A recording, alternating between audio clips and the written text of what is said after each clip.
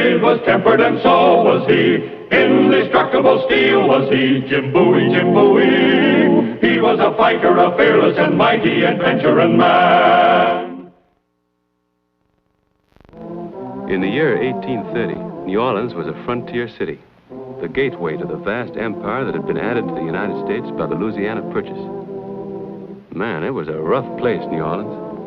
Waterfront thieves and river pirates respected no man's property, including mine. My name's Jim Bowie. I had goods stacked on the docks, and I was keeping my eye on them.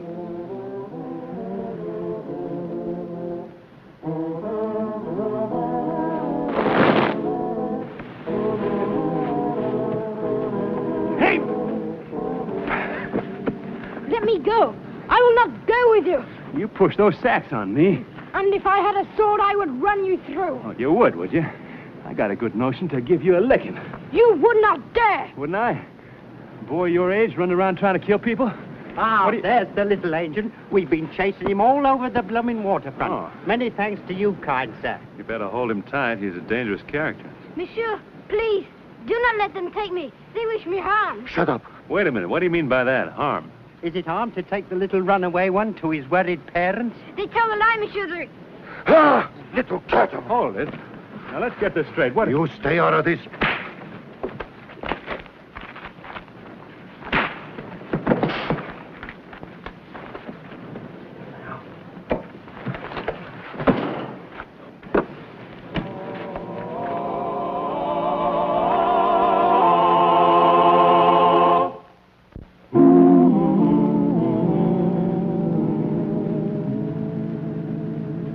Here? Why should I run, Monsieur? You were running from those two.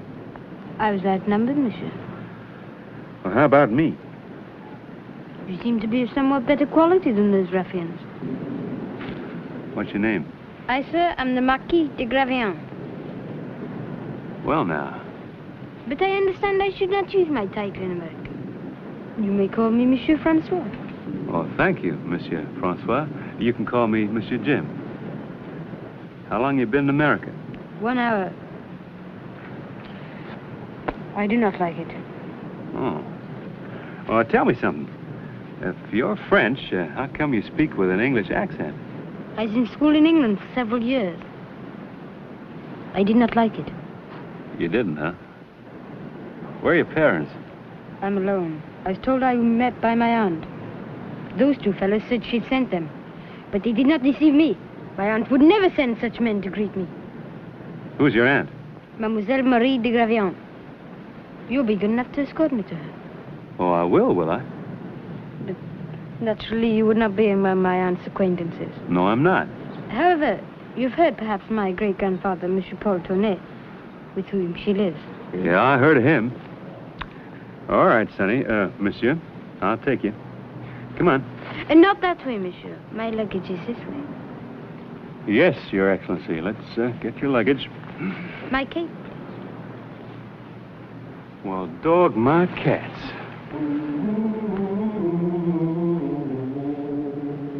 I'll see that my great-grandfather gives you a suitable reward.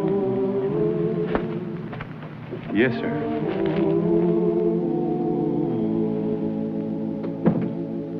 This conference has gone on much too long. You must get your sleep, grandfather. Sleep? I shall sleep soon enough.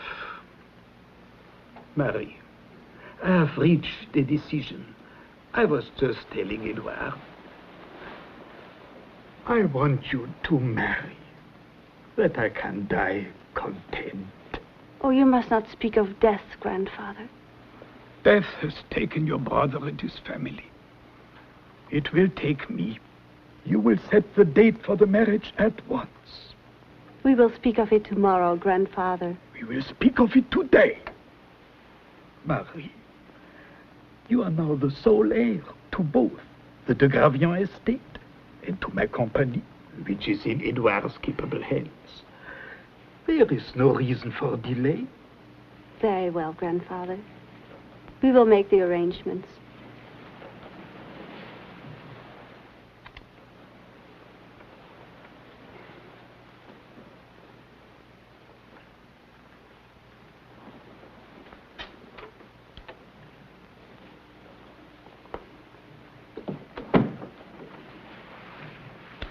Tomorrow I will see Father Ladell.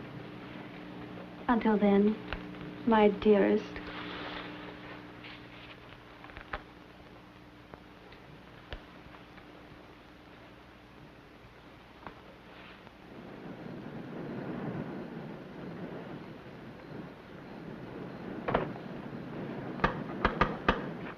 Island, sir. Yes? Hi. This boy has just arrived from France. I believe he belongs here. Here? He says he's the Marquis de Gravion. Mr. Paul Tournay's great-grandfather. You seem to be the victim of a little joke, sir. I bid you good evening. I am the Marquis de Gravion. And I, young sir, am the Duc d'Orléans. I again bid you good evening. Evening. You have made a stupid mistake. Huh? This is obviously not the home of Paul Tournay. This is the Tournay home, and the only mistake I've made is getting mixed up with you in the first place. I also regret it. And what are your plans now? I suppose this town has a hotel of some sort, no? I will go there. And in the morning I will secure competent help in locating the house of Paul Tournay. This is the... You have money, no doubt. Money? I have never had to concern myself with money, monsieur. Come on, let's go. Go where, monsieur? If your Royal Highness has no objection, I will now take you to my hotel, where I will try to persuade the manager to accept you as a guest, in spite of your novel ideas about money. I'm beginning to be annoyed at your impertinence, sir. Come on.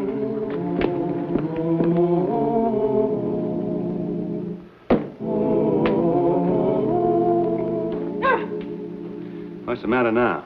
At home, the servants use towels like this to polish the furniture. Now, listen, young fella, this is one of the best hotels in New Orleans. No doubt. I was warned that the New World was quite uncivilized. Oh, you were? Hang these up. And these. And were you also warned the New World does not take kindly to impostors? No, monsieur. It was not expected that I would encounter persons of that description. I might have been referring to you. No one has ever thought me as a liar before in my whole life. It is a new experience. I do not like it.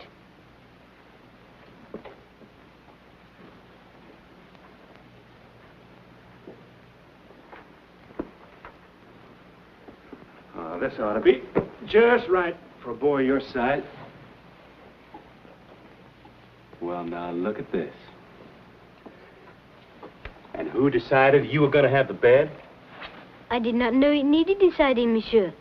Have you ever slept on a floor before? You bet I have. Then you are used to it, while I am not.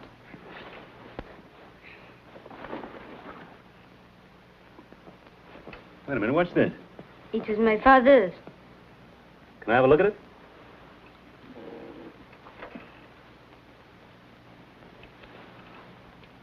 What's this, a family crest?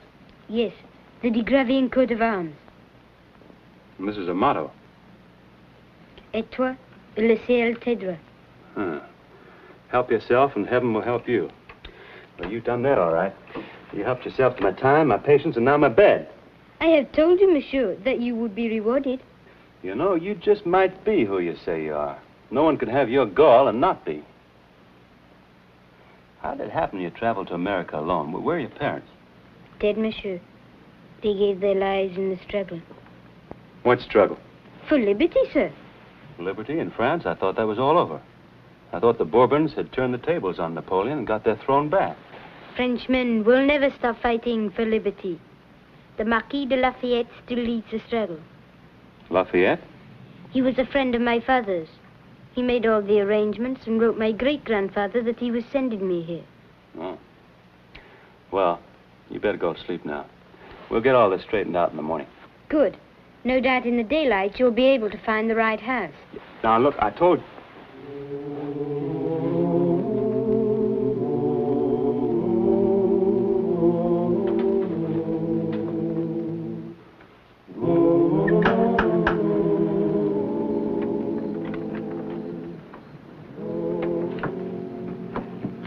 I told you never to come here. But, monsieur, we had to come. You saw the boy. He got away from us, he did.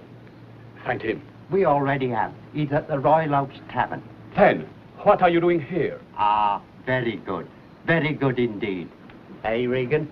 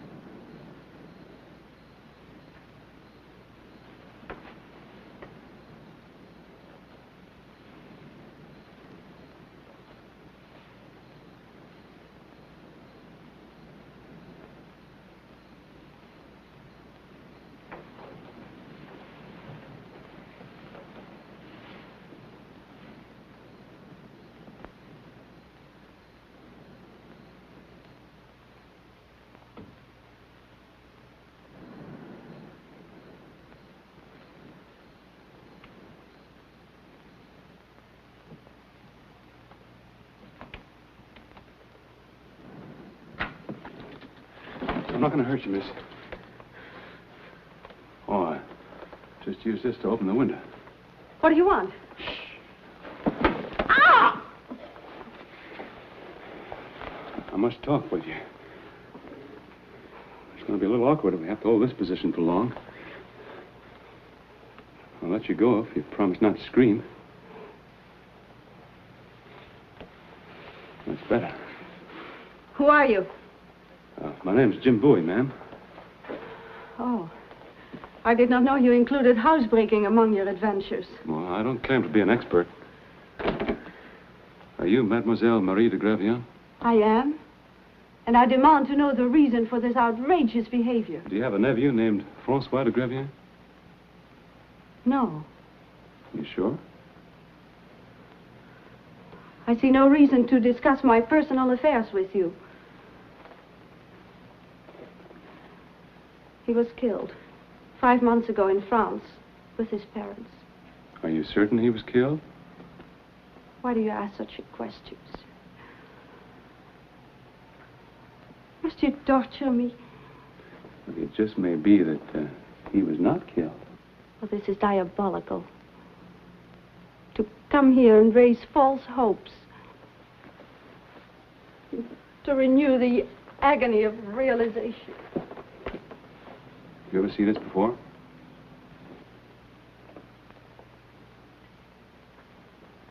Where did you get this? From your nephew, François. He's asleep in my hotel room right now. Here, in New Orleans? Uh-huh. But the letter said the whole family had perished. Not François. He's very much alive. Now, this letter about his family. Did you see it? But of course.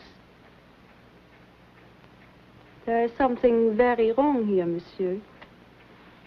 Why have you come here secretly? Why did you not bring François with you? I did, earlier this evening. A young gentleman closed the door in our face. That is strange. Edouard would certainly investigate something as important as that. Edouard? My fiancé, Monsieur Dubois, my grandfather's manager. Oh. Now, this letter, was it from the Marquis de Lafayette? Yes. Written by himself? But certainly. And you're familiar with his handwriting? No, but... What are you implying, monsieur? Are you by any chance the heir to the de Gravillon estate? And to your grandfather's business right here as well? In the absence of a male heir, such as François? You lie. That is a dreadful accusation against my fiancé. Well, I'm not engaged to him, so I can afford to be suspicious. I have perfect confidence in Edouard. I don't. And he certainly would not forge a letter from the Marquis de Lafayette. Tell me, is there somewhere downstairs near the front door where you can hide? Hide? I'm going to bring François back here first thing in the morning, 8 o'clock. Why should I hide? You might be a little surprised to hear what your fiancé said. I'll do no such thing. Don't you want to be sure? I am sure. Well, he's your fiancé. Anyway, we'll be here. 8 sharp.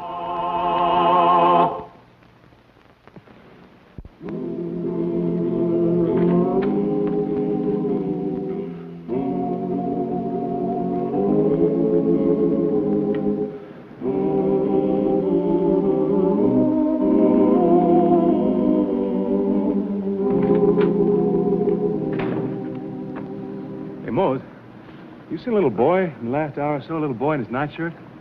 Yes, Mr. Boy, just a few minutes ago. Which way did he go? Why, he didn't go nowhere. He was took. Well, which way, man? They had this boy, and he was kicking and carrying on something furious. Mose, I swear, if you don't tell me which way in the very next second... He didn't go nowhere, Mr. Boy. I took him in my hack down to the waterfront. All right, Mose, drive as fast as you can. Where, Mr. Boy? The waterfront, man, the waterfront. Oh, yes.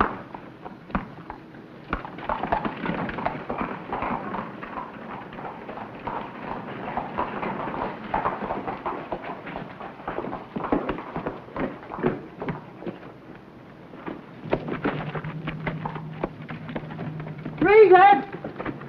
Regan! Regan!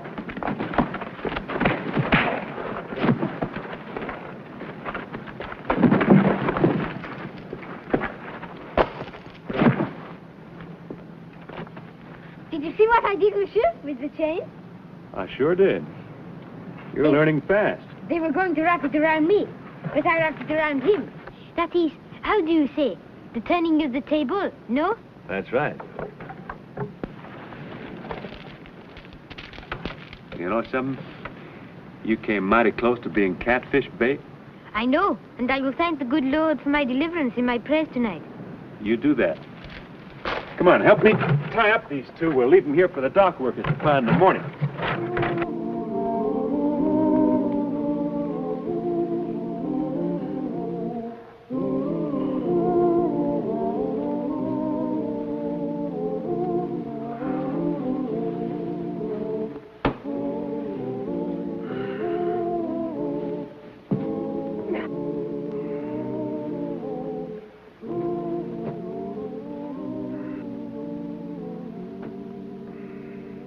Bowie, What? when I said my prayers, I asked the good Lord to bless you, too. Oh, thanks. I said, dear God, please bless Monsieur Jim. Good, good. You do not mind if I call you Jim? Call me anything you like. Thank you. You're welcome.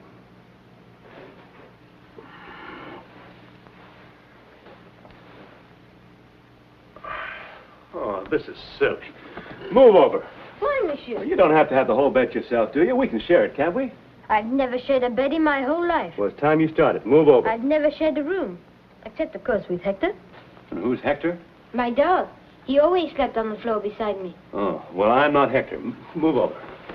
Hey, you've really led the life of a little gentleman, haven't you? I am a gentleman, monsieur. Oh. All right, then. Stay a gentleman. Keep the bed. Sleep tight. Good night.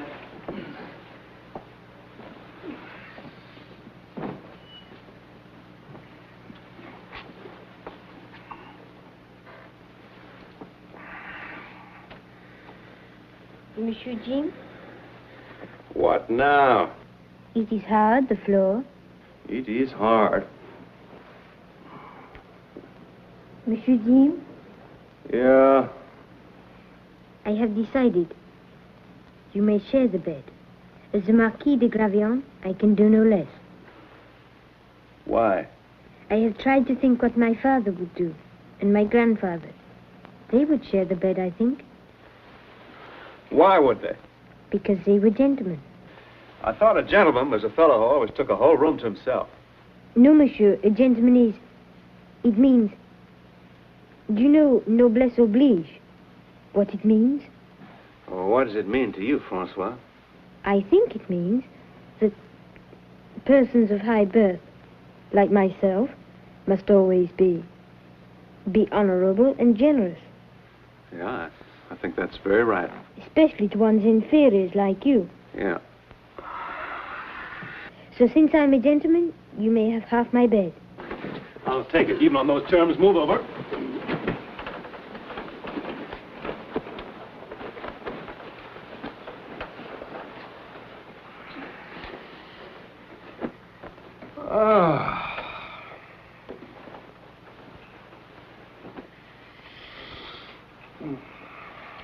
It is very strange. You did not have to fight for me, but it is twice now that you've saved my life. Well, I'll call it even if you just go to sleep. Good night, monsieur. Good night, Francois.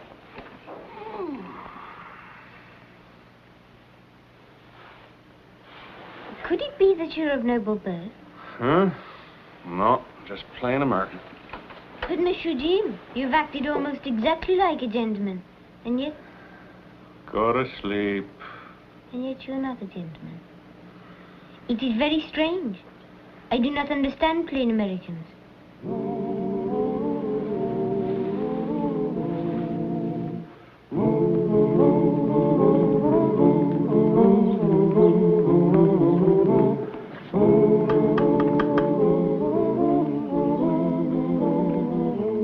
Good morning. You again? Just a minute. This time, the boy and I are going to see Mr. Tournay. Stand clear.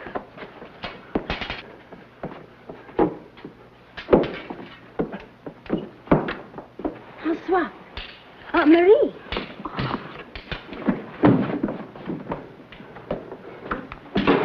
Never fear, Aunt Marie. Monsieur Jim will beat him.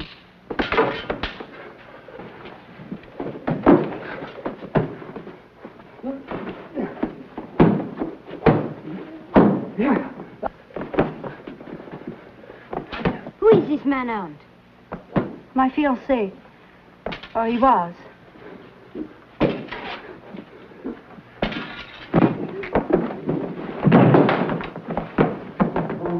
You see? What did I tell you? Yes, he's a very brave gentleman, isn't he?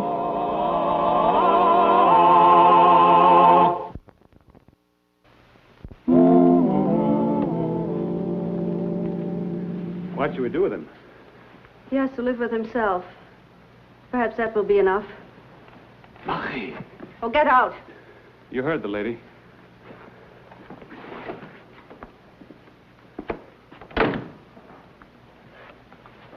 Oh, Aunt Marie, may I present my friend, Monsieur Jim Bowie, Mademoiselle de Gravian. I know Mr. Bowie, François, and I'm very grateful to him. You must come and visit François often. I'd like that, mademoiselle. Monsieur Bowie, I think I understand now about the gentleman. Yeah? In France, it is how one is born. Here, it is how one acts. Any plain American can be a gentleman. That is it, monsieur? No? Any good American? Then I shall try to be a good, plain American. You're pretty close right now. And now I think we should go upstairs. Your great-grandfather will be very glad to meet you. And you too, Mr. Bowie.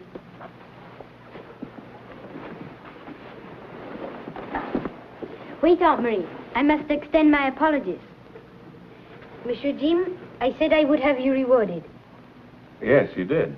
But one gentleman cannot reward another, sir. I can only promise to help you when I am big enough to do so. I'll count on that. Now I am ready to see my grandfather. And here's the star of our show, Scott Forbes. Hello, everyone. Hope you enjoyed tonight's show. And we'll be with us again next week for another exciting adventure in the life of Jim Bowie.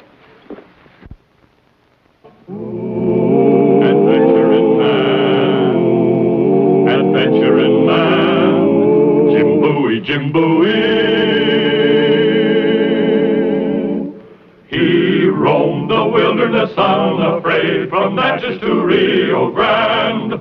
With all the might of his gleaming blade, he fought for the rights of man. Jim Bowie, Jim Bowie, he was a bold adventuring man.